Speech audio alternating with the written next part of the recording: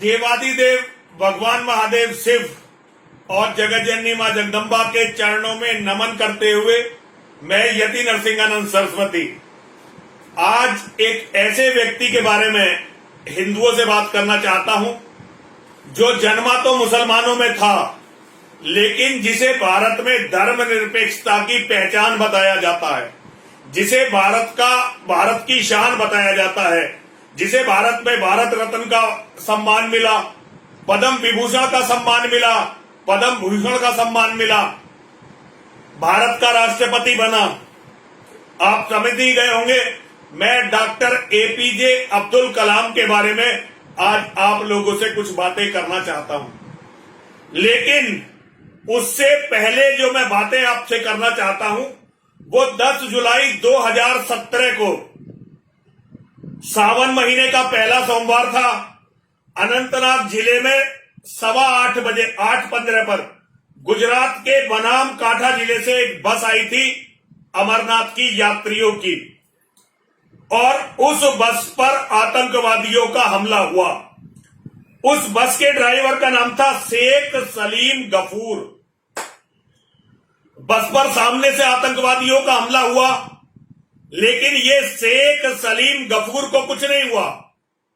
बस के कुछ यात्री मारे गए, कुछ बहुत बुरी तरह घायल हुए। ये बस बिना सुरक्षा अमरनाथ के यात्रियों को लेकर जा रही थी, और इसका अमरनाथ श्राइन बोर्ड में कोई भी रजिस्ट्रेशन नहीं था। जो लोग अमरनाथ यात्रा के सिस्टम को जानते हैं वो अच्छी तरह से जानते हैं कि बिना किसी षड्यंत्र के कोई भी बस गुजरात से चलकर अमरनाथ पहुंच जाए, ये संभव नहीं है।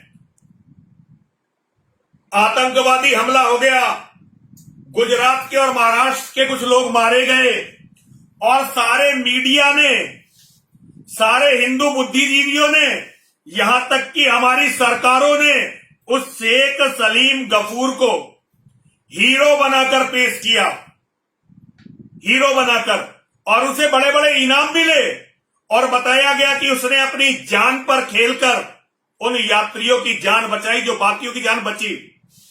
किसी ने ये जानने की कोशिश नहीं की कि ये बस बिना श्राइन बोर्ड में रजिस्ट्रेशन के बिना सुरक्षा के लिए कैसे जा रही थी, क्यों जा रही थी, क्या कारण था, और इस पूरे कांड में उस शेख सलीम गफूर की क्या भूमिका थी। भारत में किसी ने भी इस बात को जानने का प्रयास नहीं किया।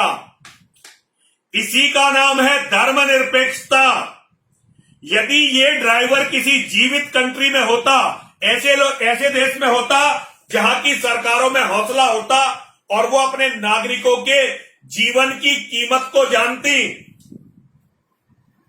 तो कम से कम ये जांच तो जरूर होती कि भाई ये कैसे ले जा रहा था बस को बिना परमिशन के।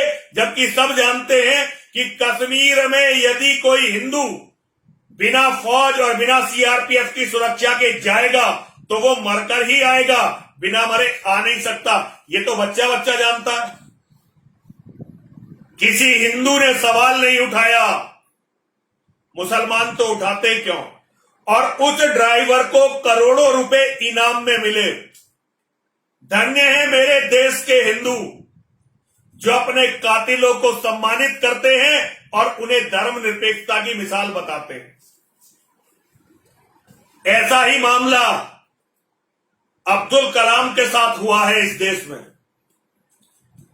मैं जानता हूं जब मैं ये वीडियो बना रहा हूं तो बहुत सारे लोग मुझे गाली देने के लिए तैयार बैठे होंगे, क्योंकि वो अब्दुल कलाम को भगवान से कम नहीं मानते। लेकिन उन मूर्खों को ये नहीं पता, अब्दुल कलाम ने राष्ट्रपति भवन में एक सेल बनवाई थी।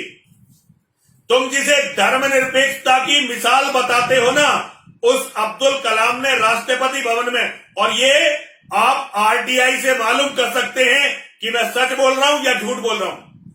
और उस सेल का काम यह था कि यदि भारत में किसी मुसलमान के साथ कोई गलत काम हो रहा है, सिस्टम से कोई गलती हो रही है, तो वो उस सेल में शिकायत करे, और अब्दुल कलाम पर्सनली उस शिकायत को देखता था। इसका एक बहुत बड़ा उदाहरण अफजल गुरु संसद पर हुए हमले का जो मुख्य षड्यंत्रकारी था, उसको जब फांसी की सजा हो गई तो वो ये नहीं चाहता था कि वो राष्ट्रपति को दया याचिका भेजे, क्योंकि उसे लगता था कि दया याचिका का कोई फायदा नहीं है। लेकिन अब्दुल कलाम ने व्यक्तिगत रूप से इंटरेस्ट लेकर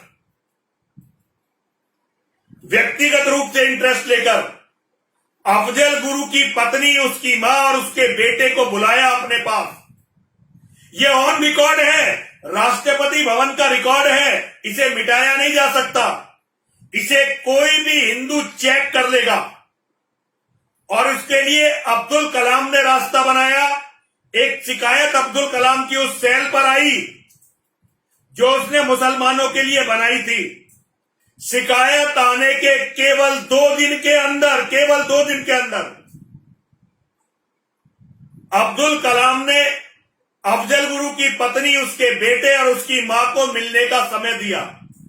जो लोग भारत के राजनीति के सिस्टम को जानते हैं, जो भारत के गवर्नर और प्रेसिडेंट, राष्ट्रपति और राज्यपाल के प्रोटोकॉल को जानते हैं, वो ये जानते हैं कि 2 दिन में राष्ट्रपति से मिलना किसी भी तरह से संभव नहीं होता। ये तो आम व्यक्ति के लिए क्या, मंत्रियों के लिए भी संभव नहीं है। लेकिन अब्दुल कलाम के लिए अफजल गुरु के परिवार के लोग अपना ही परिवार थे और सारे के सारे जितने भी प्रोटोकॉल हैं उन्हें तोड़कर केवल 2 दिन के अंदर अब्दुल कलाम उनके परिवार से मिला और उसने परिवार के लोगों से कहा कि आप जाइए। ऑन रिकॉर्ड है ये बात। अब्दुल कलाम से मिलने के बाद अफजल गुरु ने जब अफजल गुरु का परिवार अब्दुल कलाम से मिल गया तो फिर वो जेल में अफजल गुरु से मिलने गए और अफजल गुरु ने दया याचिका डाली। भारत की सबसे घटिया सरकार उस समय थी। कांग्रेस का ये यूपीए 2 शुरू हो गया था। मनमोहन सिंह भारत के प्रधानमंत्री थे, लेकिन उस समय भी गृह मंत्रालय में इतनी सोचने की शक्ति थी, वो ये समझते थे कि ये दया याचिका यदि अब्दुल कलाम के सामने गई तो अब्दुल कलाम इस दया याचिका को स्वीकार कर लेगा और फांसी नहीं होगी। तो 2 साल तक गृह मंत्रालय ने, जब तक अब्दुल कलाम रिटायर नहीं हो गया, वो दया याचिका अब्दुल कलाम के सामने जाने नहीं दी। ये आधिकारिक चीजें बता रहा हूं आपको।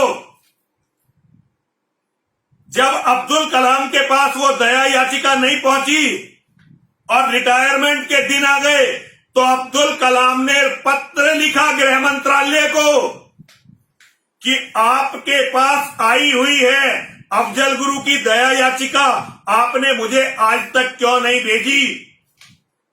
ये आधिकारिक चीजें हैं, ये मनगढ़ंत नहीं हो सकती। लेकिन हिंदुओं के अंदर एक खास बात है, हिंदू ना तो खुद कुछ जानते हैं, केवल अपने नेताओं की, अपने संगठनों की बातें सुनते हैं और उनके नेता जब कह देते हैं कि जी ये तो धर्मनिरपेक्षता का बड़ा प्रतिमान है, तो वो उस व्यक्ति को धर्मनिरपेक्षता का प्रतिमान मानते हुए बाकी सबकी बातों को रद्द कर देते हैं। इसे कहते हैं अज्ञान का अहंकार। व्यक्ति के अंदर ज्ञान का अहंकार होता है, ये तो बड़ा एक प्रकृति का नियम है। ज्ञान है तो उसका अहंकार होगा। लेकिन हिंदू कौम वो है जिसे अपने अज्ञान का अहंकार है, जो अपने मूर्खतापूर्ण अज्ञान पर अहंकार करती है। कल मैंने अपने फेसबुक पर यह लिखा था कि पाकिस्तान के एटम बम में अब्दुल कलाम का बहुत बड़ा हाथ है। बहुत सारे लोग बिफर गए, कह रहे हैं जी ये तो चीन ने दिया है पाकिस्तान को एटम बम की तकनीक। अरे मूर्खों, तुम्हें पता नहीं है, चीन ने तो आज तक किसी देश को एक प्लग बनाने की भी तकनीक नहीं दी। पाकिस्तान को एटम बम बनाने की तकनीक कैसे देगा? वो तुम्हारी तरह मूर्ख नहीं है। चीन पाकिस्तान में जितना भी काम कर रहा है उसके बदले पाकिस्तानियों को गुलाम बना रहा है। अगर उन्होंने एटम बम दिया होता पाकिस्तानियों को तो अब तक सारा पाकिस्तान वो गुलाम बना चुके होते। वो तुम्हारी तरह भाईचारा नहीं निभाते इन भाईजानों का। वो अपने लोगों को इनका सहारा नहीं बनाएंगे, बल्कि वो इन मांसाहारी राक्षसों को निगल जाएंगे। जब अब्दुल कलाम राष्ट्रपति नहीं रहा तो अब्दुल कलाम एक बार अमेरिका गया और अमेरिका में उसकी नंगी करके तलाशी हुई। नंगी करके उसकी तलाशी हुई। भारत में उस समय यूपीए की सरकार थी। मनमोहन सिंह को, सोनिया गांधी को एक मुसलमान का अपमान बहुत बुरा लगा और उन्होंने आधिकारिक रूप से अमेरिका की सरकार को इसकी आपत्ति दर्ज करवाई। इसकी आपत्ति कि भाई ये हमारा पूर्व राष्ट्रपति है, भारत रत्न है, वैज्ञानिक है, आप इसका अपमान नहीं कर सकते। बहुत जल्दी अमेरिका की सरकार ने 124 फाइलें भारत के विदेश मंत्रालय के सामने रखी। उन्होंने कहा तुम्हारे लिए ये व्यक्ति कुछ भी हो, लेकिन हमारी फाइलों में ये आतंकवादी पाकिस्तान का सरपरस्त और पाकिस्तान के एटम बम का फादर है। इस बात को टॉप पर बैठे हुए सभी लोग जानते हैं अच्छी तरह से, लेकिन पूरे देश में आपको ये बात कहते हुए मेरे सिवा कोई नहीं मिलेगा, कोई नहीं मिलने वाला। आज के 10 साल बाद जब मेरी बातों का एनालिसिस होगा, मुझे तो आतंकवादी मार देंगे पक्का, क्योंकि भारत के अंदर हिंदुओं की सबसे कट्टर आवाज यति नरसिंहानंद सरस्वती सारी दुनिया के आतंकवादियों के निशाने पर है। मुझे तो मरना ही है, लेकिन तुम जो लोग मुझे गलत बता रहे हो, कभी मेरे तथ्यों की जांच करके देखना। मेरे तथ्यों की जब जांच करके देखोगे तो सब कुछ फट जाएगा,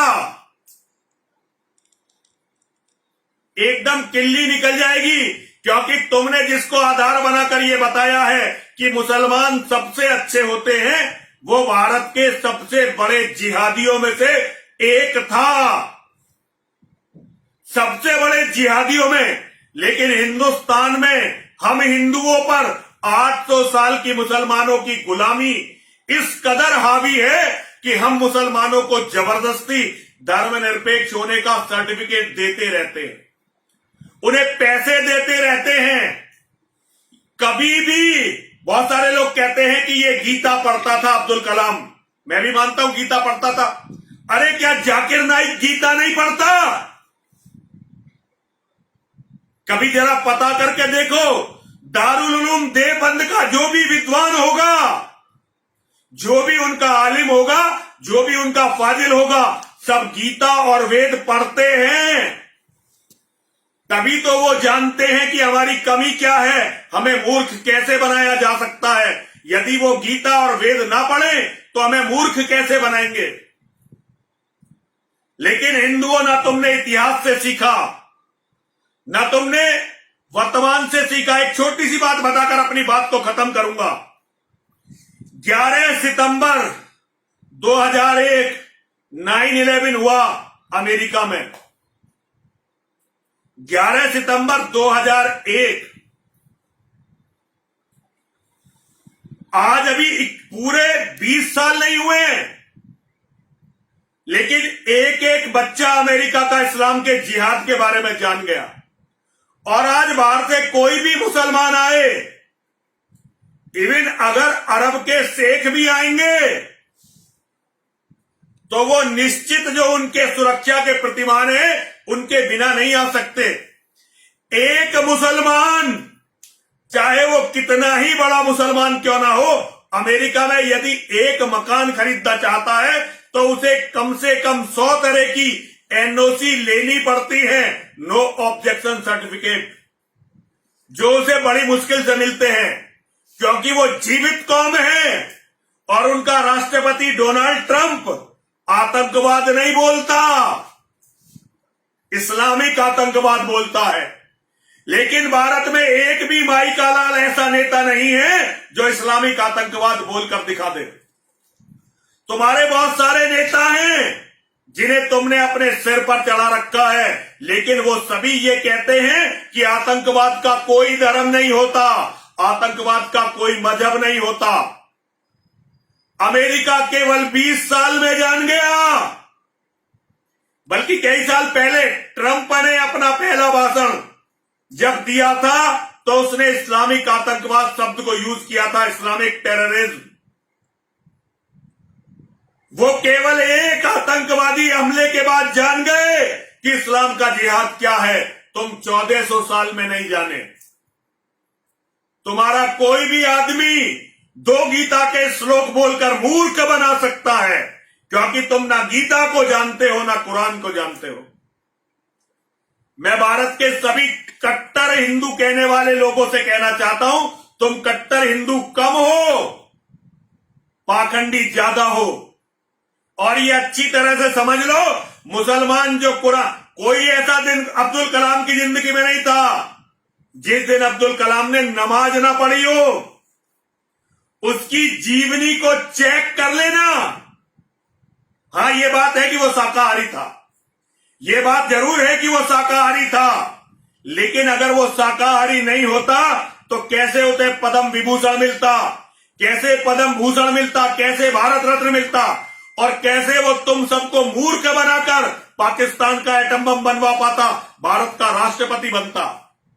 और एक बात और याद रखना, डीआरडीओ के जो वरिष्ठ वैज्ञानिक हो, जरा उनसे पता करना, इसरो के और डीआरडीओ के, जब इसका पूरा सभा पर था इसका रुतबा, कितने भारत के वैज्ञानिकों की निर्मम हत्याएं, जिनके केस नहीं चले, जिन पर देश में चर्चा नहीं हुई, कितनों की हत्याएं हुई हैं, जरा हिंदुओं से पता करना।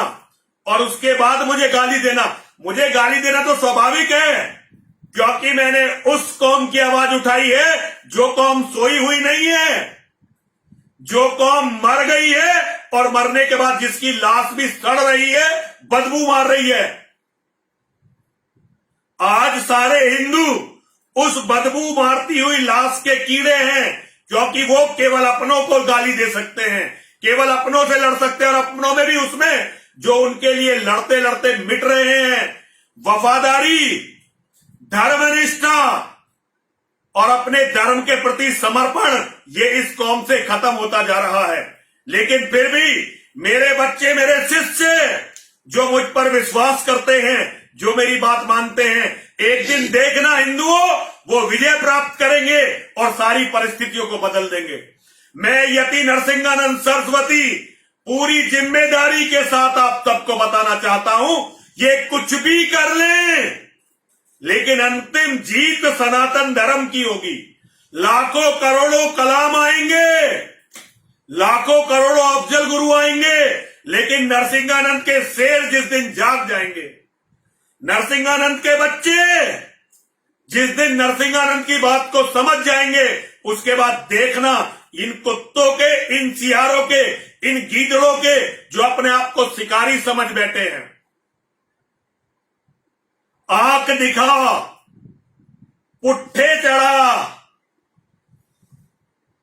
नाखून दिखा, पुट्ठे चढ़ा, आंखें खूब तरे, जब तक सुप्त मृगेंद्र है, गीदड़ तू ही शेर। अरे मेरे शेर अभी धर्म को समझे नहीं है, और जब तक मेरे शेर धर्म को समझे नहीं है, जब तक ये गीदड़ भौंकेंगे भी, आंखें भी दिखाएंगे, हमें डराएंगे भी, लेकिन जिस दिन मेरे सोए हुए शेर जाग गए और उन्होंने अपने धर्म को समझ लिया, उसके बाद पूरी धरती पर इन्हें भागने के लिए, छिपने के लिए, अपना मुंह छिपाने के लिए जगह नहीं मिलेगी। सभी बोलिए हर हर महादेव।